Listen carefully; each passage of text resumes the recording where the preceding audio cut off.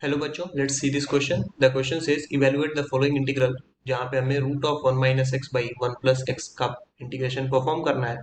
ऐसे क्वेश्चन को सॉल्व करने के लिए आप रैशनलाइजेशन मेथड का यूज कर सकते हैं और वहाँ पे आपको कुछ इंपॉर्टेंट फॉर्मूलेज भी पता होने चाहिए, like integration d x by root of 1 minus x square, this is equal to sine inverse of x plus constant of integration c.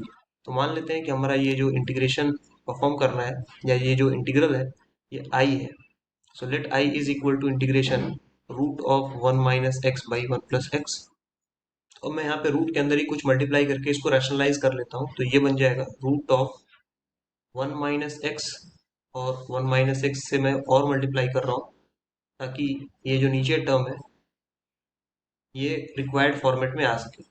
तो अब ऊपर 1 माइनस एक्स दो बार आ गया तो स्क्वायर हो जाएगा, रूट हट जाएगा, बट नीचे a plus b a minus b जैसा फॉर्म बन गया। So I can write I equal to 1 minus x d x divided by root of 1 minus x square.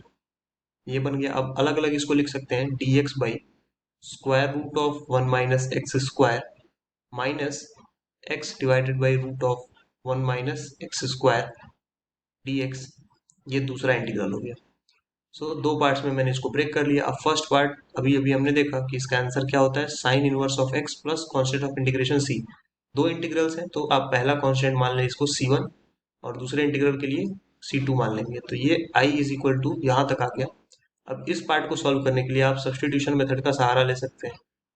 यहाँ पे अगर मैं 2 से डिवाइड कर दूं और ऊपर भी 2 इंट्रोड्यूस कर दूं, राइट, और ये जो माइनस है अंदर, इस माइनस को यहाँ -2 कर दूं और इस यहाँ पे प्लस कर दूं, तो अभी भी कुछ चेंज नहीं हुआ।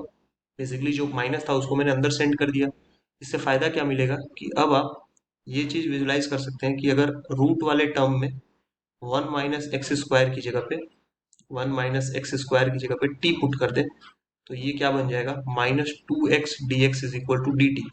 डिफ्रेंशिएट करने पे तो ये जो इतना पार्ट है, ये जो ग्रीन वाला पार्ट है जो मैं सॉल्व कर रहा हूँ, ये क्या बन जाएगा फिर, अगर मैं इसको I1 मान लूँ तो I1 की वैल्यू क्या हो जाएगी फिर, I1 is equal to integration dt by root over t, और रूट ओवर टी का मतलब टी पे पावर -1/2 dt।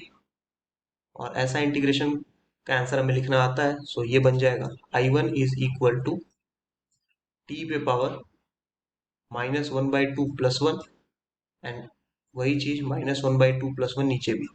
तो ये बेसिकली बन गया रूट टी, राइट। टी पे पावर 1/2 बचेगा और नीचे 1/2 बचेगा तो 2 ऊपर चला जाएगा। तो ये प्लस C2 लिख सकता हूँ as a answer for second integral. और टी हमने किसकी जगह यूज किया था वो वापस से यहाँ पे लिख सकते हैं, root of 1 minus x square plus C2। तो एक बार हमारे पास I1 की वैल्यू आ गई, उसमें पुट कर देंगे तो ओवरऑल आंसर आ जाएगा I is equal to sine inverse x plus C1, sine inverse of x plus C1। देख सकते हैं यहाँ पे हमारे पास एक 1/2 का टर्म था इन दिस एक्सप्रेशन, I वाले एक्सप्रेशन में C1 के बाद प्लस 1/2 और फिर I1। तो यहाँ पे 1/2 टाइम्स ऑफ I1 की value 2 root over 1 minus x square plus C2। अब ये C1 और C2 हटा करके सिर्फ एक ही सिंबल यूज करेंगे C। तो ये final answer sine inverse of x plus root of 1 minus x square, क्योंकि ये 2 और 2 तो कैंसिल हो गया, और प्लस C1 C2 की जगह सिर्फ C यूज करेंगे, और ये हमारा हो जाएगा फाइनल आंसर।